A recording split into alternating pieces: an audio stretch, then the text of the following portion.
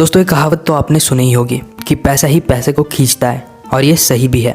लेकिन तब जब आपको पता हो कि आपका पैसा कब और किस में इन्वेस्ट करना चाहिए। मार्केट में हर दूसरा आदमी अपने पैसे को इन्वेस्ट करके उस पर अच्छे से अच्छे रिटर्न कमाना चाहता है, लेकिन उसे ये नहीं पता होता कि वो उसे कहाँ इन्वेस्ट करे। इसलिए ज़्यादातर लोग या तो अपना पैसा सेविंग्स अकाउंट में डाल देते हैं, या तो इंश्योरेंस कर देते हैं, या फिर ज़्यादा से ज़्यादा FD कर देते हैं। अगर आप इनमें लॉन्ग टर्म के लिए भी इन्वेस्ट करते हो तब भी यह आपको ज़्यादा से ज़्यादा 7 से 8% तक का ही रिटर्न देगा, जो कि बहुत बड़ा रिटर्न नहीं है। इस दुनिया के जितने भी अमीर लोग हैं वो बस इसलिए अमीर हैं क्योंकि उन्हें अपने इन्वेस्टमेंट से ज़्यादा रिटर्न लेने का तरीका पता है। वो फाइनेंस की लैंग्वेज में इस तरीके को कंपाउंडिंग ऑफ मनी कहते हैं। कंपाउंडिंग से शायद आपको अपने बचपन में पढ़ाया हुआ कंपाउंड इंटरेस्ट याद आ रहा होगा। बस ये समझ लीजिए कि ये भी उसी तरह का है। आइए इसे एक स्टोरी के थ्रू समझने की कोशिश करते हैं। बेंगलोर में एक मुकेश नाम के व्यक्ति रहा करते थे। मुकेश के 2 बेटे थे, जिनमें से एक का नाम सोनू था और दूसरे बेटे का नाम मोनू। वो अपने दोनों बेटों को नियमित रूप से हर महीने 100 रुपए की पॉकेट मनी दिया करते थे। सोनू अपनी पॉकेट मनी को बड़े ही संभाल कर खर्च करता था और उसमें से कुछ पैसे बचाकर अपने पिगी बैंक में भी डाला करता था। वहीं दूसरी तरफ मोनू अपनी पॉकेट मनी को बिना कुछ सोचे समझे फालतू की चीज़ों पर खर्च कर देता था। और ये सब देखते हुए उनके पिता मुकेश ने डिसाइड किया कि वो अपने दोनों बेटों को मनी का सही तरीके से इन्वेस्टमेंट करना और यूज करना सिखाएंगे। मुकेश ने अपने दोनों बेटों को बुलाया और कहा, मैं तुम दोनों की पॉकेट मनी बढ़ा रहा हूँ, वो भी पूरे 1 साल के लिए। मगर मेरी एक शर्त है कि इस पॉकेट मनी को तुम केवल 2 ही तरीकों से ले पाओगे। पहला तरीका है कि तुम मुझसे हर महीने 1000 रुपए ले जाओ। दूसरा तरीका है कि तुम मुझसे पहले मंथ 10 रुपया लो, अगले मंथ 20 और उसके अगले मंथ 40 रुपया, यानी कि मैं हर मंथ उस अमाउंट को डबल करता जाऊंगा। सोनू और मोनू दोनों अपने पिता की शर्त मान गए। दोनों भाइयों में सोनू थोड़ा समझदार था, इसलिए उसने डिसाइड किया कि वो दूसरे वाले तरीके से पॉकेट मनी लेगा, यानी कि पहले मंथ 10 रुपया, उसके बाद 20 रुपया, उसके बाद 40। दूसरी तरफ मोनू के मन में लालच आया। उसे लगा कि कहा 10-20 रुपए और कहा सीधे 1000 रुपए की पॉकेट मनी, जिसमें वो जी भर के अपने दोस्तों के साथ पार्टी कर सकता है। उसने अपने पिता से कहा कि मैं पर मंथ 1000 रुपए वाले तरीके से ही अपनी पॉकेट मनी लूंगा। मुकेश अपने दोनों बेटों की बातों पर सहमत हो गया। उन्होंने पहले मंथ सोनू को 10 रुपए दिए, वही मोनू को 1000 रुपए। दूसरे मंथ सोनू को 20 रुपए दिए और मोनू को सेम 1000 रुपए की अमाउंट। ऐसे करके उन्होंने अपने दोनों बेटों को पॉकेट मनी देना शुरू कर दिया। स्टार्टिंग के 6 महीने सोनू के लिए बहुत ही अनहैप्पी थे, क्योंकि इन 6 महीनों में मोनू को 6000 रुपए मिल चुके थे, तो वही सोनू के पास सिर्फ 320 रुपए थे। पर सोनू कंपाउंडिंग की पावर को अच्छे से समझता था और उसने पूरा 1 साल होने तक इंतजार किया। अब साल के एंड तक आते आते मोनू के पास टोटल 12,000 रुपए थे। वही सोनू के पास उसकी पॉकेट मनी का अमाउंट लगातार बढ़ते हुए हो गया था 20,480 रुपए। सोनू की खुशी का ठिकाना नहीं रहा। 12वें महीने में मोनू को हर महीने की तरह 1000 रुपए ही मिले थे, लेकिन सोनू को उस महीने 20,480 रुपए मिले, जो मोनू से 19,000 रुपए ज्यादा है। क्या आप सोच सकते हो कि एक छोटा 10 रुपए का अमाउंट मात्र 1 साल में हजारों रुपए तक पहुंच गया। और दोस्तों, मान लीजिए अगर यह 1 साल की जगह 3 साल का समय होता तो ये अमाउंट मिलियंस में जाता। और इसी को कहते हैं द मैजिक ऑफ कंपाउंडिंग। एक 10 रुपए का अमाउंट कब इतने बड़े अमाउंट में कन्वर्ट हो गया आपको पता भी नहीं चला। कंपाउंडिंग के थ्रू कुछ ऐसा ही होता है। मोनू की तरह ज़्यादातर लोगों को यही लगता है कि कंपाउंडिंग से कितना ही इंक्रीज हो जाएगा, लेकिन रियलिटी कुछ और ही है। जब भी कोई व्यक्ति कंपाउंडिंग के थ्रू इन्वेस्ट करता है तो स्टार्टिंग के कुछ ईयर्स में उसकी ग्रोथ ना के बराबर होती है और लोग डिमोटिवेट होने लगते हैं और अपने इन्वेस्टिंग को इस पॉइंट पर स्टॉप कर देते हैं। लेकिन अगर कोई व्यक्ति लॉन्ग टर्म तक रुकता है तो उसका इन्वेस्टमेंट इतना बड़ा रिटर्न देगा कि विश्वास करना भी मुश्किल हो जाता है। इसलिए तो कंपाउंडिंग को दुनिया के महान वैज्ञानिक एल्बर्ट आइंस्टाइन ने दुनिया का 8वां अजूबा कहा है। तो आइए अब कंपाउंडिंग को इन्वेस्टमेंट मार्केट के अकॉर्डिंग समझते हैं, और वो भी बहुत सिंपल एग्जाम्पल के थ्रू। ये कहानी है 3 दोस्तों की, राम, श्याम और मोहित, जिन्होंने अभी फिलहाल में ही अपनी ग्रेजुएशन खत्म की है और अपने जॉब की शुरुआत करी है। तीनों की ही उम्र इस समय लगभग 21 या 22 साल की है। इनकम शुरू होने के बाद राम, श्याम और मोहित तीनों दोस्त ये डिसाइड करते हैं कि अपनी इनकम में से 10,000 रुपये हर महीने इन्वेस्ट करेंगे। राम का फैमिली बैकग्राउंड बहुत ही एवरेज है। उसके पापा बहुत ही ट्रेडिशनल और टिपिकल माइंडसेट वाले व्यक्ति है।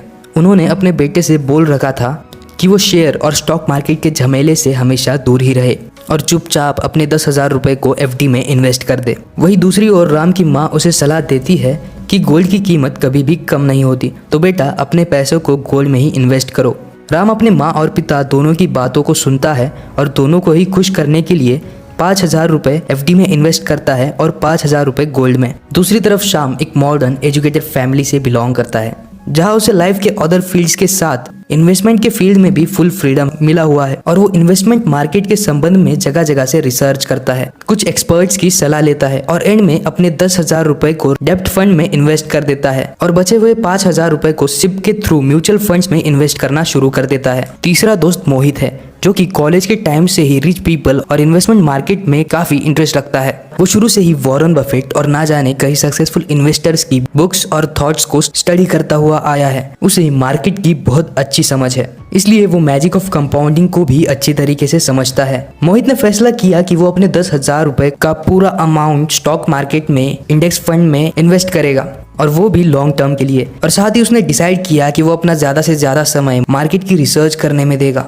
अब बारी आती है तीनों के कंपैरिजन की। तो अब से 30 साल बाद अब तीनों की उम्र 50+ हो चुकी है। तीनों के ही 10,000 रुपए की इन्वेस्टमेंट को 30 साल पूरे हो गए और 10,000 रुपए के हिसाब से तीनों दोस्तों की 30 सालों में टोटल 36 लाख रुपए की इन्वेस्टिंग की। अब सबसे पहले हम बात करते हैं राम की। राम ने अपने टोटल इन्वेस्टमेंट का 50% FD में इन्वेस्ट किया था, यानी कि 18 लाख रुपए, जो कि 30 साल बाद जो कि 7% के रेट के हिसाब से बढ़कर 61 लाख हो चुका था। वही अपने बचाए हुए 50% इन्वेस्टमेंट गोल्ड में किया था, जो 8% के हिसाब से आज 18 लाख से बढ़कर 74 लाख रुपए हो चुका था। क्योंकि भारत में पिछले 30 से 40 साल के बीच में लॉन्ग टर्म में एवरेज इतना ही रिटर्न दिया है गोल्ड ने। अब 30 साल बाद राम का टोटल पोर्टफोलियो लगभग 61 लाख प्लस 74 लाख, टोटल 1,65,00,000 का। लेकिन यहाँ दिक्कत यह है कि इन 30 सालों में महंगाई भी बढ़ चुकी है, जिसकी वजह से पैसे की वैल्यू में भी लगातार कमी होती रही। ऐतिहासिक रूप से महंगाई का एक एवरेज रेट लेकर चले तो वो ज्यादातर 7.5% रही है।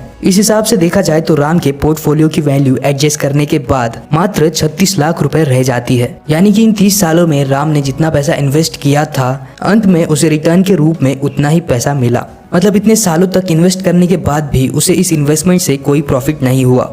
यही कारण है कि इंडिया में इतने सालों तक FD और गोल्ड में इन्वेस्ट करने के बाद भी लोग मिडिल क्लास के मिडिल क्लास ही बने रहते हैं। वे चाहते हुए भी इन तरीकों से कभी अमीर नहीं बन पाते। इतने सालों की मेहनत और सेविंग्स के बाद भी वे वही के वही रह जाते हैं और इसका मात्र एक कारण है, इन्वेस्टमेंट का तरीका गलत होना। चलिए अब बात करते हैं श्याम की, जिसने अपना 50% अमाउंट डेब्ट फंड में इन्वेस्ट किया था और बचा हुआ 50% सीप के थ्रू म्यूचुअल फंड्स में। 30 साल बाद डेब्ट फंड वाले इन्वेस्टमेंट से उसे रिटर्न के रूप में 61 लाख रुपए मिले, जबकि दूसरे इन्वेस्टमेंट से जिसमें उसने 5-5 हजार रुपए करके सिप में इन्वेस्ट किया था, वो 14% के साथ 30 साल के बाद उसे रिटर्न के रूप में 2.4 करोड़ रुपए मिलते हैं। टोटल किया जाए तो शाम को 30 साल बाद 61 लाख प्लस 2.4 करोड़, टोटल 3 करोड़ रुपए रिटर्न मिलता है, जो एक बहुत अच्छा रिटर्न माना जाता है। लेकिन वही अगर मोहित की बात करें, जिसने अपना सारा पैसा इंडेक्स फंड में इन्वेस्ट किया, उसके 36 लाख रुपए 30 साल बाद 15% के रिटर्न के हिसाब से 6 करोड़ रुपए हो गए। और इतने सालों की उसकी मेहनत और मार्केट के नॉलेज के बाद उसे तीनों दोस्तों में सबसे ज्यादा रिटर्न मिला।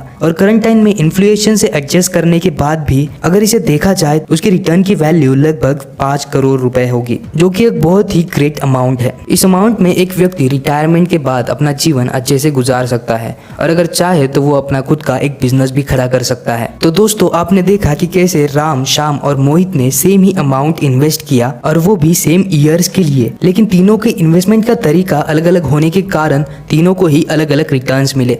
राम को रिटर्न के रूप में सेम अमाउंट मिला, श्याम को 3 करोड़ रुपए मिले, जो कि अच्छे रिटर्न्स है, तो वही मोहित को 6 करोड़ रुपए का ग्रेट रिटर्न मिला। और ये सब पॉसिबल हो पाया सिर्फ एक वजह से कि मोहित को पता था कि what is the magic of compounding. जिस तरह हम सभी जब स्कूल में पढ़ते थे तो कंपाउंड इंटरेस्ट की जगह हमेशा सिंपल इंटरेस्ट चूज करते थे, क्योंकि सिंपल इंटरेस्ट बहुत ही इजी था और कंपाउंडिंग इंटरेस्ट टफ। यही कारण है कि हम सभी का माइंडसेट भी सिंपल इंटरेस्ट वाला ही हो गया है और हम इन्वेस्टमेंट भी वही करते हैं जहां से रिटर्न हमें सिंपल इंटरेस्ट वाला ही मिले। इसलिए सिंपल रिटर्न वाले माइंडसेट को छोड़ना जरूरी है। अगर आप मार्केट के ऊपर रिसर्च करके अपना पैसा काम पे लगाते हो तो लॉन्ग टर्म में आपको कंपाउंडिंग की मदद से एक अच्छा खासा रिटर्न लेके आप फाइनेंशियली फ्री हो सकते हो। तो दोस्तों, आज की वीडियो में बस इतना ही। होप कि आपको ये वीडियो पसंद आई होगी और अगर आप ऐसे ही एजुकेशनल और फाइनेंशियल नॉलेज की वीडियो देखना मिस नहीं करना चाहते तो चैनल को सब्सक्राइब कीजिए। तो मिलते हैं गाइस अगली वीडियो में। Stay curious, stay healthy and तब तक के लिए बाय बाय।